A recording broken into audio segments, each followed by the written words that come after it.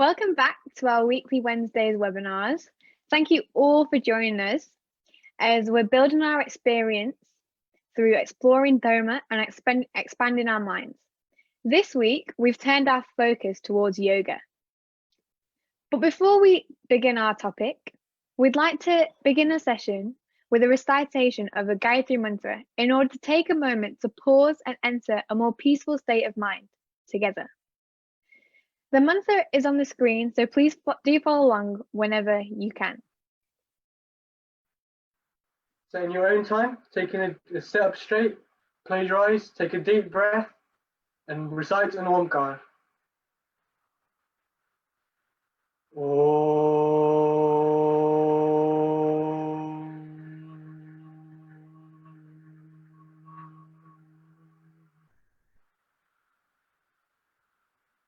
Om Bhurbhuvah Swaha Tat Saviturvarenyam Bhargo Devasya Dhimahi Dhiyo Yona Prachodayat.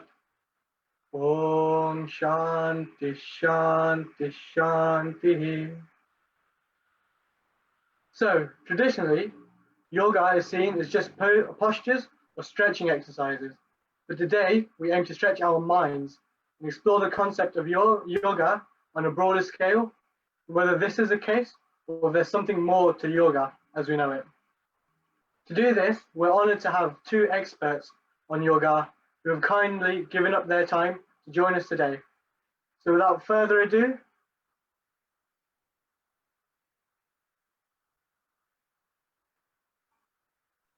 I'd firstly like to introduce Anand Parekh, the founder and director of Hot Yoga Nottingham, and an accredited yoga teacher, previously a dental sales assistant with a background in business, graduated in information and management from Loughborough University, and was a part of NHSF Loughborough as an alumni. Also we have 𝒀𝑶𝑮𝑨, who is the founder of Yoga Mantra and an accredited yoga teacher. She is a financial ombudsman and graduated in law and management from Aston University. She's currently the National Physical Educational Coordinator for Hindu Sevika Samiti, UK, formal National Campus Coordinator, and an NHSF Aston alumna. And presenting our students of this week, Avnish, who is part of the North Zone National Campus team and has just finished his third year of chemistry at York, and myself, who I am part of the National PR team, and I've just completed my second year in Management and Marketing at Nottingham Trent University. So as always, the comments are open, so please feel free to drop questions, and all likes and shares are much appreciated. So from the Parichai, we have seen that both of the speakers are dedicated and give a significant amount of time to do yoga. So we're just wondering if you could both share a bit about your journey into yoga, how you got inspired to start, and how you got to the position you are now. So if you could start with Anandji, that'd be good. Namaste, hope you're all well. So my journey started, I'd say, from the day I was born, and it's always been within me to, connect to myself, connect to other people in the same way it probably is for yourselves as well. And what I realized is the more I try to understand who I am, this is yoga to me. And I would say from a very early age, being at home, doing bhakti, doing chanting, doing mantras, it kind of brought that essence into my life. And then also I used to be part of and I still am part of a youth group known as 𝒀𝑶𝑮𝑨. And as part of 𝒀𝑶𝑮𝑨, we used to play traditional Indian games such as kabaddi, kho-kho, and we also used to do Surya Namaskar. And I just really used to love the physical aspect of practicing Surya Namaskar. And that really got my mind tinkering, and I started to really get interested and started practicing a lot more outside of 𝒀𝑶𝑮𝑨 as well. And one day I seen my mum, actually, it's quite a funny story. I seen my mum sitting in front of a TV, just doing this breathing technique. And I thought, what's she doing? And so I started asking my mum a few more questions, and she was practicing Kapalbhati, Anulam Vilam, and all, which is alternate nostril breathing. And this is all done by somebody you might have seen on TV, on Asta TV, known as Swami Ramdev. So a friend and I joined a teacher training course with Patanjali, and I started to do a few, learning from them, started teaching in the local mandir and really enjoying it. But then I thought, okay, I want to, really develop my understanding, go more into anatomy, go more into the asana practice, more into the breath work, and the reason as to why am I doing this and how can it benefit other people. So from there, I took a visit to Toronto because my sister was studying accountancy in Toronto. And I noticed on every corner of the street, there was a yoga studio, and that really took me by surprise. So I had some time and I enrolled on a 200-hour, 1-month course in Toronto. So I did my 200-hour yoga teacher training course initially in Toronto. And then fast forward in 2017, opened the hot yoga studio in Nottingham. 2019, I went to Rishikesh for another month. I did 300 hours. And I'd say in that time, I've just been continuously learning, developing, gaining new skills, and trying to share that with the community as well. Namaste, everyone. For me, my experience is quite similar to Anandji's in the sense that I'd also kind of grown up knowing what yoga is and practicing it on a weekly basis from attending Shaka as well. But then a couple of years ago, my dad went to India to do a yoga course at 𝒀𝑶𝑮𝑨 University, so Yoga Research University. And when he came back, I realized a lot of change in him. So he was more aware of his diet, he was practicing yoga regularly, he was really calm, and he was actually more fitter and had a lot more energy than all 4 of his children. And when he got back, he always used to share with friends, family, and the local community his experience. And I used to listen to it. And he'd say things like, it was life-changing. He understood who he was and what his purpose in life was. Quite deep questions.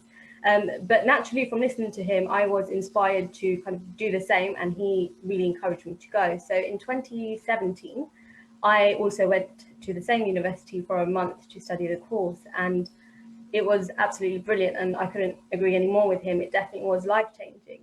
And I realized when I came back home, so normally, unfortunately, I'm someone who is airsick, so on the plane, I'll have nausea, I will vomit, and I'm all over the place. And I was like that on my journey to Bharat on the plane, but on the way back, I was completely fine. Like, I watched Bollywood films, ate the plain food, even got from Heathrow all the way to my doorstep with my luggage by myself. And I was just really happy. And, that air sickness had completely gone away, and I haven't been airsick since. And that's when I kind of realized that yoga is a lot more than the physical aspect, and that it changed my mindset and perspective as well. And that's when I had a real big sort of interest in it. And that I noticed it's not just the physical aspect. So ever since then, I've had a really great interest in yoga, and I practice it and teach it, and I enjoy reading about it. And with my knowledge, what I've realized is through Instagram and social media, which I spend a lot of my time on, is that there are a lot of misconceptions about what yoga is, and lots of people think it's just the physical aspect. So because of that, I've recently started an Instagram page called Yoga Mantra, and that's essentially designed to clarify a lot of these misconceptions about what yoga is. And it's just a platform for us as students and youngsters, if you like, to really learn and explore what yoga really is, so that we can learn together and apply it in our daily lives. Thank you both. Very similar starting positions. I'm very inspired to see where they go in the future. That's brilliant. So from the things that you were saying, I've really begun to reflect on my own perceptions of yoga, and I've got a little confused as there's many varied versions of what we see and what social media put out, including the terminology. I've often heard for it to be referred to as yoga as well. Sangeeta ji, could you maybe shed some light upon what yoga actually is and whether there's a difference between yoga and yoga? Yes, sure. So it doesn't really matter what you call it. In this Western culture, we're used to saying yoga because of the way it's spelled. But in the same sense, like if we look at the way Ram Bhagwan is spelled, it's with R-A-M-A with an A on the end, but we don't say Rama. And the same with Ravan, we know it's Ravan and not Ravana. And the same with Shiv, we know it's Shiv Bhagwan and not Shiva. In the same way, it's yoga and not yoga, but because of the Western culture and how we see it in this Western society, people refer it to yoga. But in Sanskrit terms, it's the actual word for it is yog. And I guess the simplest way to explain and understand what yog is, the easiest way I kind of summarize it is, I don't know if we can get the diagram up on the page, is referring to something called Ashtanga yoga, which are the 8 limbs of what yoga is. And these are described by Patanjali in the Patanjali Sutras. Hopefully the diagram will be coming up shortly. There we go. So we'll quickly run through these, and hopefully through that you'll understand that yoga is a lot more than asanas. Asanas is a certain part of yoga, and that there's a wider picture and why it's a lifestyle. So the first limb that we have are called the yams. These are our social ethics, or the guidelines on how we interact with the outer world and society, also known as universal laws. And simply because this is things that a lot of us will naturally practice to be a good human being. So there are 5 of the yams, and one of them is Ahimsa, in simple translation referring to non-violence, not harming others, not harming ourselves, the environment and the animals around us as well. But also to observe Ahimsa is to practice kindness and thoughtfulness to others and yourself. And you do this when you're practicing yoga, even on the mat. When you're doing your physical postures, you should be making sure that you're practicing them without causing any injury or harm to yourself. The second limb is the niyamas, and these are guidelines on how we can be self-disciplined. So more kind of internal, focusing on how we as an individual can grow. And again, there are 5 of these. One example can be santosha, which means contentment. So just being humble, being modest with who we are, what we have in this world. Or we could say practicing gratitude, a really common term that we have. Another example of the niyams is practicing swadhyaya, which means self-study. Taking out that time to really self-reflect, self-observe, and it's all about growing as an individual, understanding yourself and your purpose, something that Anandji touched on, through his understanding of yoga. The third limb we have is asanas. These are the physical postures. And the aim when we're practicing the asanas is 𝒀𝑶𝑮𝑨 asanam, which basically means that when we're doing each posture, we want to be doing them with ease and comfortably, and sukha, with happiness. And this trains us to focus the mind and then go on to practice meditation, which is also part of yoga. The next limb that we have is pranayam. These are the breathing techniques that Anandji kindly showed us at the beginning that his mum was doing, but they just really help us to relax, calm down the mind, and really slow down. Then we have pratyahara, which means withdrawal of senses. So being able to control those 5 senses. And an example you could use of this is just imagine yourself being on Oxford Street during rush hour, but you're there and you're in your own kind of phase and your own moment. You're having your own time where you're not aware of the sounds around you, or you're not seeing what's around you. You're in your own zone. So that's pratyahara. And then we have dharana, which means concentration. Being able to focus on a single subject or a thought without having any distraction. We have the 7th limb, which is called dhyana, which is meditation. And this is when we can concentrate over a longer period of time, doing it effortlessly, and essentially all our thoughts that we have, they're washed away. So we're completely sort of having a blank moment, meditating. And the last limb is Samadhi, which means obtaining enlightenment, bliss, or that union. Union is, if we look at the word yog, the Sanskrit word is derived from the Sanskrit word yuj, which means union. So that's the ultimate name of what yog is, and our ultimate goal, where we're at that final stage, which is quite difficult for us in our day-to-day lives to achieve with all the busy things that we have around us. But that's the ultimate purpose of yoga and what it means, that last limb there called Samadhi. That's amazing, Sangeeta, and it's so vast. It entails, entails so much within it. Is there anything else, Anandji, which you think could could come under the banner of yoga? I think Sangeetaji covered it pretty well. Just one quote which I would say is yoga chitta vritta nirodha, which means to cessate the fluctuations of the mind, which is a true essence of yoga. So yeah, we talked about, you know, yoga is like the modern terminology, but yoga is actually written obviously in the scriptures as well. And when you think about it in that way, then it gives you a bit more of an idea as to when you're practicing your physical postures, or you're doing your meditation, or you're doing your breath work, whatever you're doing in your day-to-day life, you can think of that one particular mantra in your mind and think, I need to stay more in control of my thoughts. Because let's say, for example, we have 65,000 thoughts a day.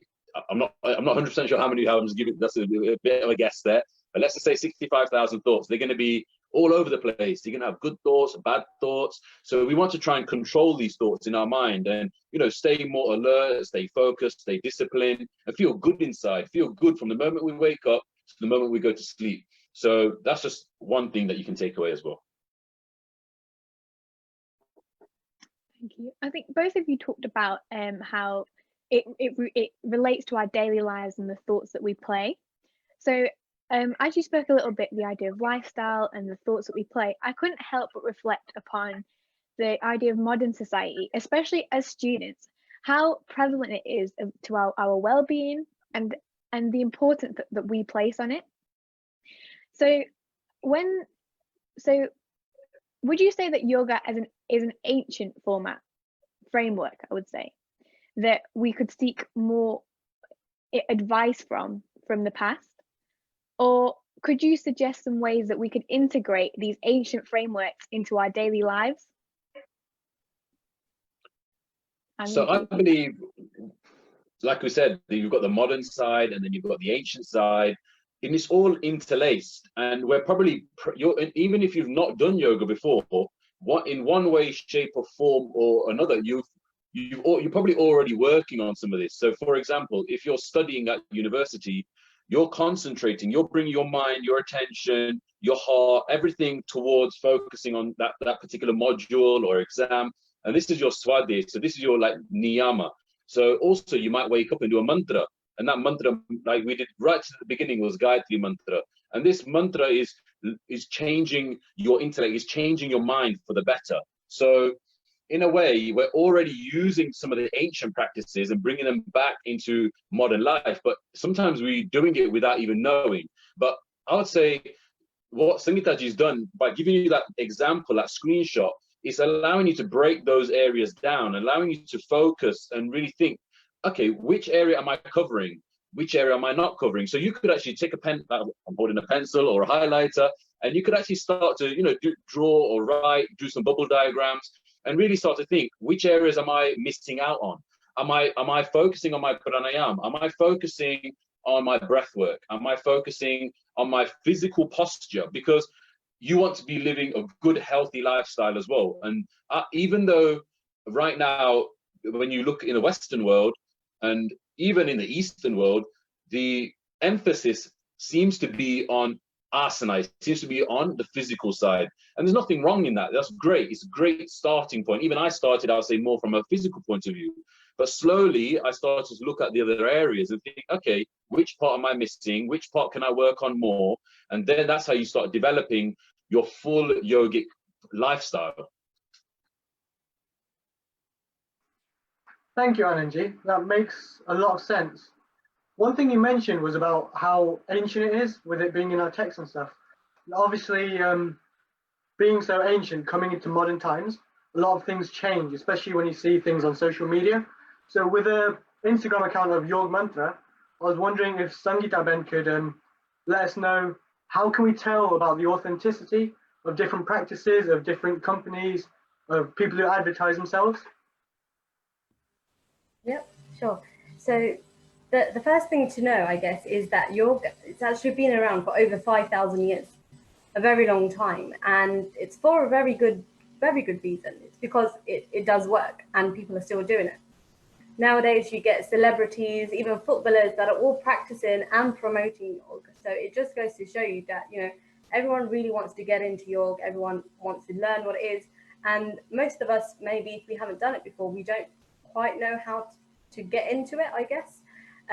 The key thing is, again, if we refer back to that diagram, the first thing is just understanding what yoga is and understanding that it is a lot more than being on a physical mat. There's a lot more that comes to it that's off the mat. And even if you go away today and just explore some of that and see what is it that you are already doing, what is it that you're not doing, that's the starting point, exactly how Anandji said.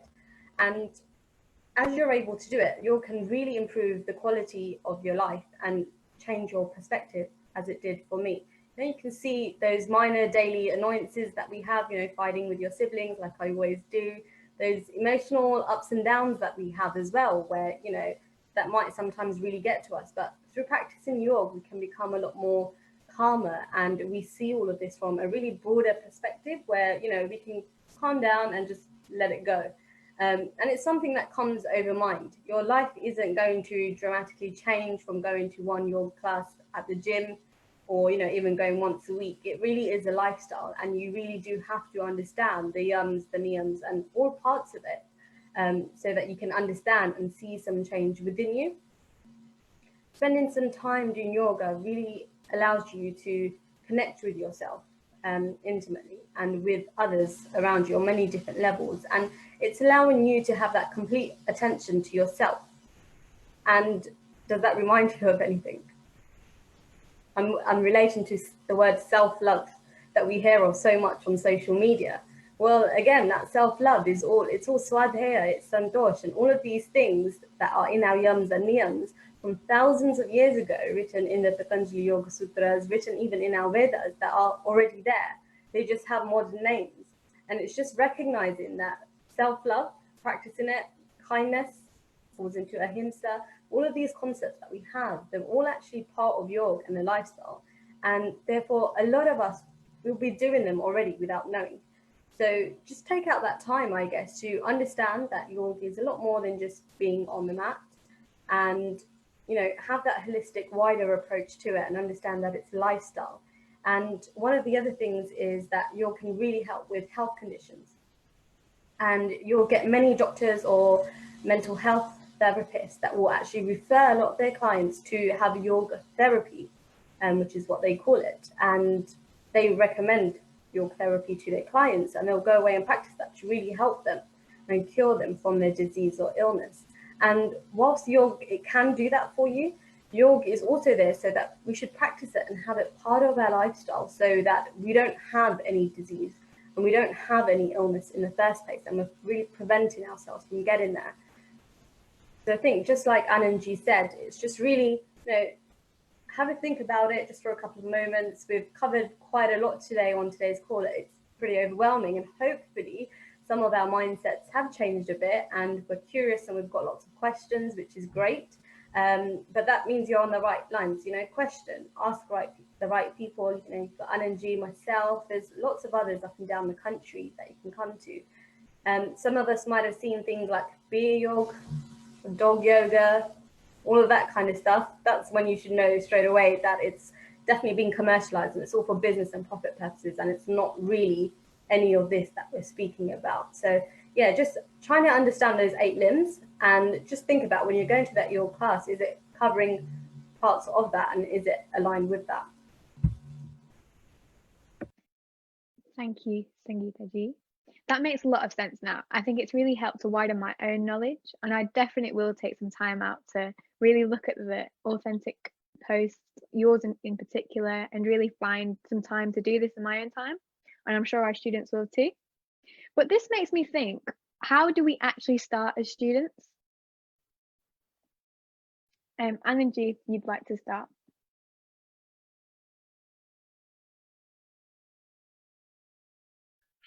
Okay, so to start as students, I would suggest, obviously there's so many things that you could try, but firstly, reading online. You could go to some authoritative places online to read about.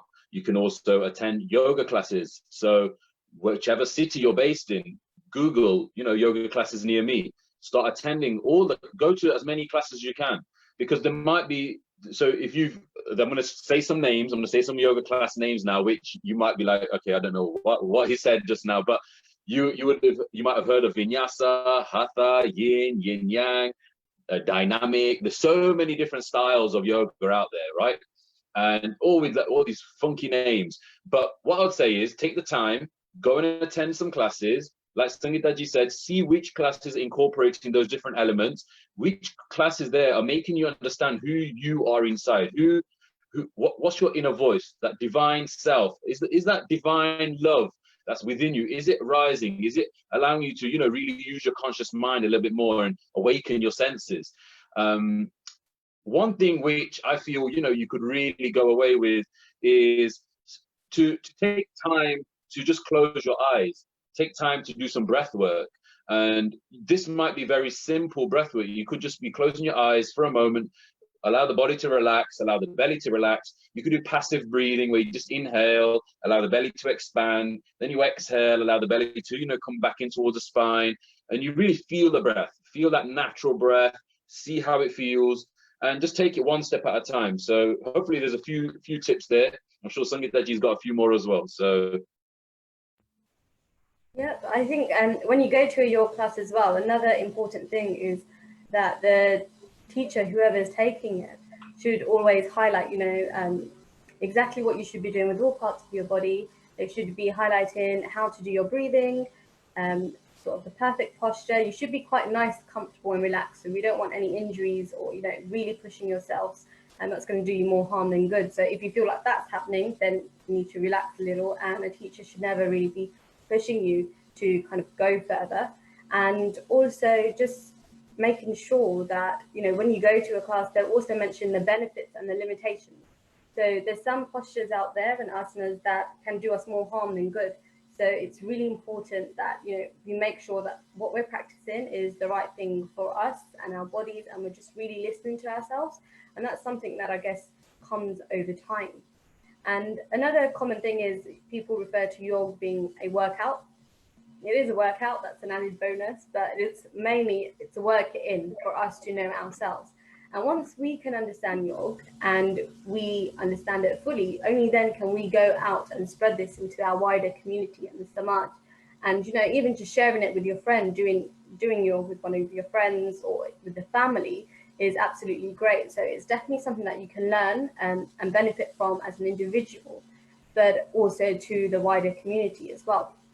And with that, in terms of making a starting point, you've got myself and Ananji here, but there's also another organization called Yokulam, and they're based and established here in the UK, and a fantastic organization that aims to really focus to educate, train, and research in the field of yoga. And there's lots and lots of fantastic accredited yoga teachers that are part of that organization, where I'm pretty sure there will be someone there that's local to you that we can also put you in touch with as well. So definitely look that up, and we can also share the link later on as well. But yeah, definitely remember that. There's lots of people around here to help you kind of get into it, but just remember, don't find it overwhelming, because a lot of it, I promise you, we are practicing already. I know there's a lot of us here that will be reading books about growth and how we better ourselves and understand our purpose in life. That is all part of yoga. So it's not that you've got to go away from here and do something completely different and you feel a bit overwhelmed or you feel like it's not for you. So yoga it's for everyone. Learn it, try and understand it, so that all these misconceptions that are out there, that only we can be the ones that are going to go out there and correct those mistakes, or know that this isn't being taught correctly, and where we are going to be the ones that kind of go away and rectify it. So just really understand the concepts that we've learned today, that diagram that we referred to, work on you, for others around you, and the wider Samaj as well, I think. Thank you both. They're incredible steps if you're looking to start doing yoga and you're not really sure. Just a quick reminder, Facebook comments are open. So if you do have any questions, feel free to drop them in. We can ask our two experts throughout the rest of this. Just going on, internationally, with things like the International Day of Yoga coming up very soon, yoga is becoming very, very popular. Why do you think that is? If we could start with Sangeeta. Yeah, I think, like I said earlier, it works, right? It's been around from very ancient times. It's still continuing to go. It works. It's becoming more popular. As Swami Vivekananda, he went to America. He brought it to the Western culture, and as people start practicing it, they're realizing these changes within themselves. They want to explore it, just in the same way as me and Anand do. We have a passion for yoga. It's because we experience it, and I guess the beauty of yoga is that it will be a different experience from everyone. It will depend on your own circumstances and the way you practice it, the way you live your lifestyles, and it's there for everyone. It will help everyone in their own way. We might see celebrities, people will do it for weight loss, completely fine. Celebs will do it maybe for rehab and to kind of recover from their injuries, so it can help them for that. It can also help with mental illness, which is why a lot of mental health therapists refer them to have yoga therapy. So there's lots of different, it's really holistic, and there's a lot of benefits out there for everyone, which I think people are slowly realizing.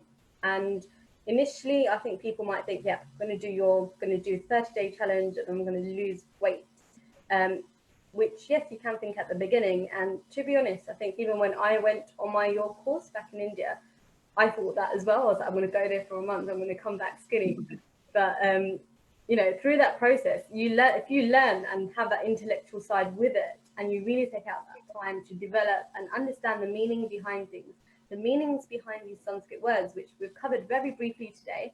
But I know you guys have been having that Sanskrit word of the month, and you've had Acharya Vidya Bhaskaraji kind of giving you more detailed sort of half-an-hour sessions on different Sanskrit words and the deeper meaning of them, where we use things like gratitude, self-love, but they go a lot more deeper than that when we look at them from our roots.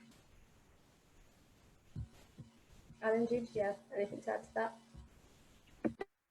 Yeah, obviously I agree with what you've said as well, and it kind of allows you, I think it's become more and more popular as well, because it allows you to better understand yourself, understand who you truly are, understand your habits, and also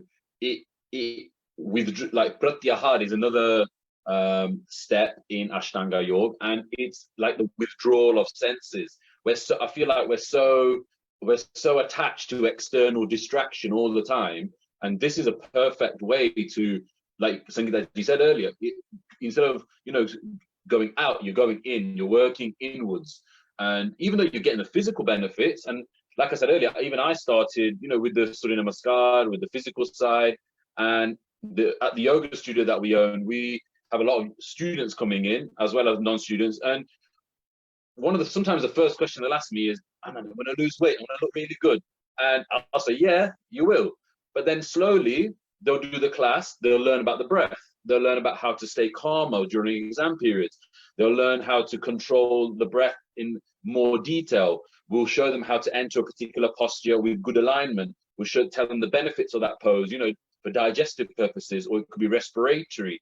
So there's so many benefits linked to it, nervous system as well. So you've got your your parasympathetic nervous system, then you got your sympathetic nervous system, and they're both very different. So there's so much in there, and I think over the thousands of years, people have realized that there's so much benefits that they can have from this particular practice. That's why it's been sustained, and that's why it's growing even more. So for example, right now we've had Corona season for the last 3-4 months, and we're gonna now enter a stage in society where a lot of people might have been stuck at home for a long period of time during that lockdown.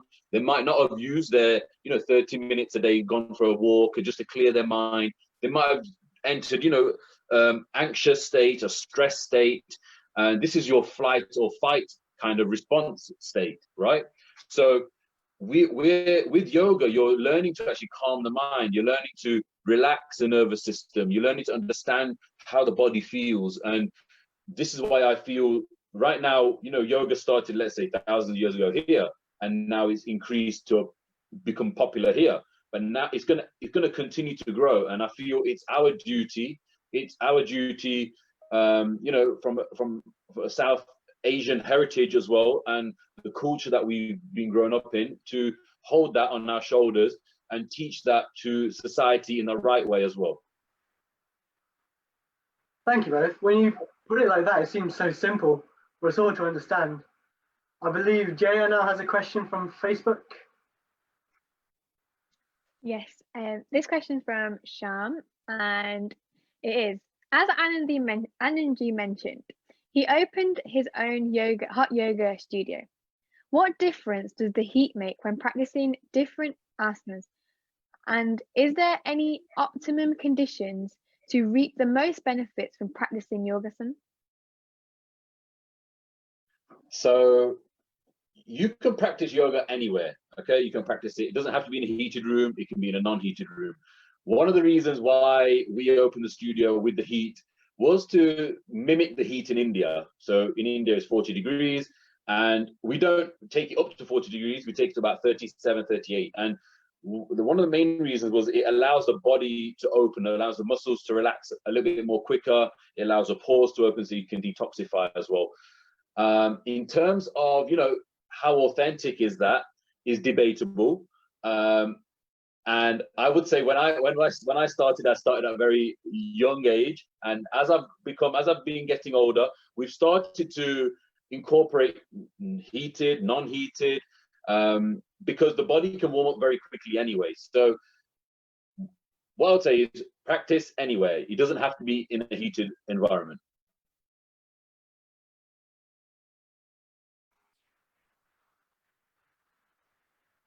Thank you for answering that. So we have another question from Nishaji Shah. Just asking, I think if Sangeeta Ben could take this, how should I sequence yoga poses in my practice? Yeah, so I think one of the easiest sequence and most popular sequence of asanas that we will know is the Surya Namaskar, known as the Sun Salutations. And that's a full body workout in itself. So for those of us that already know how to do it, and funny enough, I was actually taking a fitness class yesterday actually, yeah. I was taking a fitness class and we did Surya Namaskars, and we did 10 rounds of Surya Namaskar as a dynamic form of exercise. It's a nice flowy sequence. And by the end of those 10 rounds, everyone could feel a good sweat. So when you're thinking about doing a sequence of asanas, it doesn't need to be anything fancy.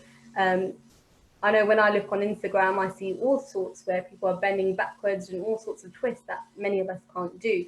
But I guess the key thing is practice your Surya Namaskars. That's a fantastic sequence in itself, lots of benefits. You're stretching your body all the way from the top to bottom, and that sequence in itself is really good. But you can also feel free to make up your own sequences, just making sure that you're flowing from one body to the other, and also making sure when you have your practice to make sure that your bends, you're making sure you complement your body. So if you're going to bend and do an asana where you're turning your spine one way, you want to make sure you do an asana to complement it and make sure you also do something the other way. The same with our lateral bends and anything else in terms of our sequence variations, just making sure that we've got good support and our body is equally balanced on both sides in whatever we do. But yeah, Surya Namaskar is just a sequence in itself. If you want to do Surya Namaskars for half an hour non-stop, then I promise you by the end of it, you definitely will be feeling a sweat. So we don't always have to have fancy sequences. But the more we kind of practice on the mat, the more we want to explore, which is great.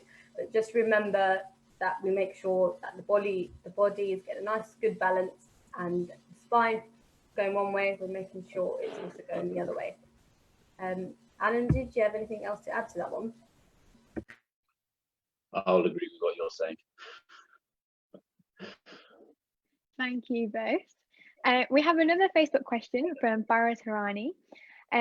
It's due to the deep roots yoga has within our culture, individuals may attempt to take a modern take on traditional practices.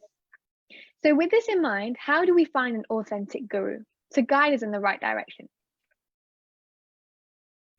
Anand, if you'd like to start. Okay, so I think it's quite difficult unless you are born into a family which is already following, a certain way. For example, like Swaminarayan, then it's quite difficult because who's to say, you could be walking down the street and you're going to bump into someone who's going to be your guru. So and I haven't come across that myself yet. So for me personally, it's, you know, your parents are your guru, your teachers are your guru. You're learning from them, you're gaining that knowledge, and taking the time to actually read and understand who's written that book, how much knowledge do they have, where have they come from, and can you instill some of those disciplines within yourself. And that way, you may not have a physical aspect of a guru, but you've got the ideology, and that is what you're trying to make yourself feel. Yeah.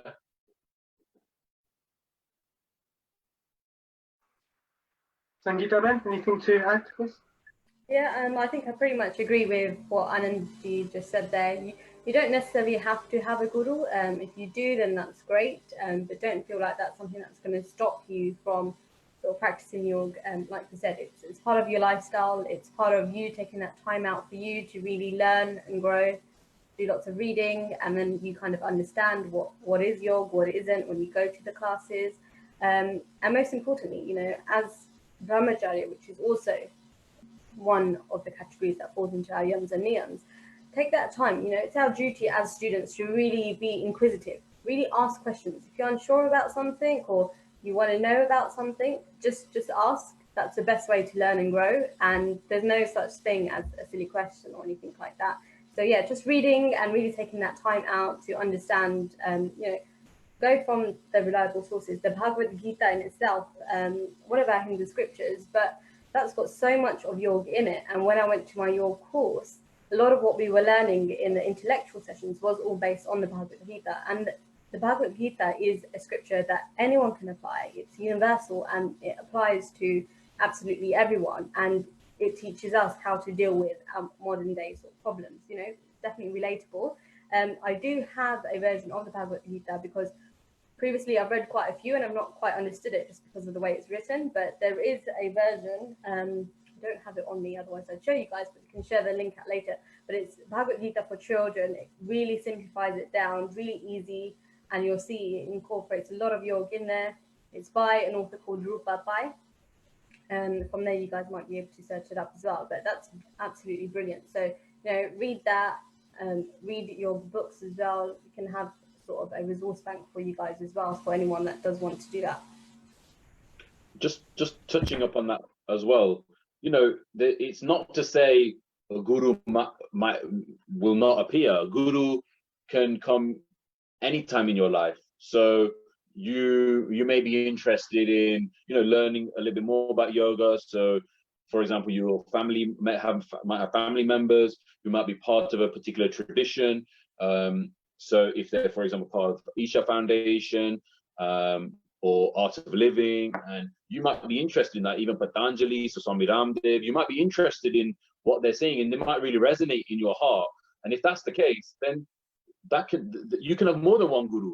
So why you can take your time to really, you know, question. If you feel something's not right, then question it, and until you get the answer. And that's the same as what Swami Vivekananda did. He asked people, who have you seen God? And he worked his way to obviously find that self-realization as well. So, you know, take your time. There's no rush, and it's a lifelong journey to enjoy. So enjoy this lifelong journey. Thank you both. I think that's an amazing way to end. Unfortunately, we are running out of time. So any more questions that have been asked, they will be answered in the comment section in the next coming days. So keep looking at that. So just to conclude, obviously this has been an amazing session with a lot of information given to us. From both of you, is there any key takeaways you think that our students or anyone joining should take away? Yeah, from my point of view, I would say, you know, take time out. We've got this time right now in this COVID-19 period where life has slowed down a little bit more, and take this opportunity to go for walks, to spend time in nature, to appreciate, you know, the animals, the insects. So take time to go to the parks, to appreciate the greenery around you, the plants, and really connect to nature, connect to Mother Nature, connect to just everyone around you, all beings, and take a moment to appreciate that and see how you feel, and be grateful for every breath that you take. And if you've not started doing affirmations, I really recommend you starting to do affirmations on a daily basis. So it could just be very simple as, I'm grateful for the life I live. And you'll just change your mindset. From the moment you wake up, you're going to start to feel really good within yourself. And once you start journaling this day in, day out, you can then start to manifest a lot of what you might want in your life. You may be here at the moment, and that's fantastic. Appreciate that, be grateful, be happy. But you may want, certain other aspects in your life. So take the time to manifest that into the world, into this universe, because anything you want, anything you desire can be yours with the good intentions, discipline, focus, and time as well. Fantastic, thank you. And 𝒀𝑶𝑮𝑨? Completely agree with what Anand just said, and just remembering that all of that, everything that he mentioned, all falls into Ashtanga Yoga, those 8 limbs that we mentioned and spoke about a bit earlier. So have a look, research that, be inquisitive. Remember, it's a lifestyle. It's much more than just being on your mat. So I hope that's the one thing that we've all really learnt today. And also that it's not just a workout, it's also a work in.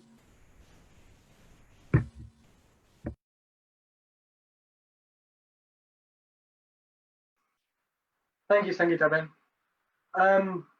So for one last time, thank you everyone for joining, and a huge thank you to both Anandji and 𝒀𝑶𝑮𝑨 for giving up their time and joining us today. Again, all likes and shares are very much appreciated, and this this live stream will be staying on our Facebook page for all to join. One more thing to add: tomorrow, Anandji is holding a yin yang class, yoga class, and if anyone would like to have the link on that, if you message the national page, which you are watching this on currently, we will be happy to share with you the link. And finally, on Sunday is International Yoga Day, so I'm sure on the internet, maybe on some TV channels, there'll be some amazing things going on for people to look out on, and after this, a great place to start learning about yoga. Thank you for joining us. We hope you enjoyed it. Thank you.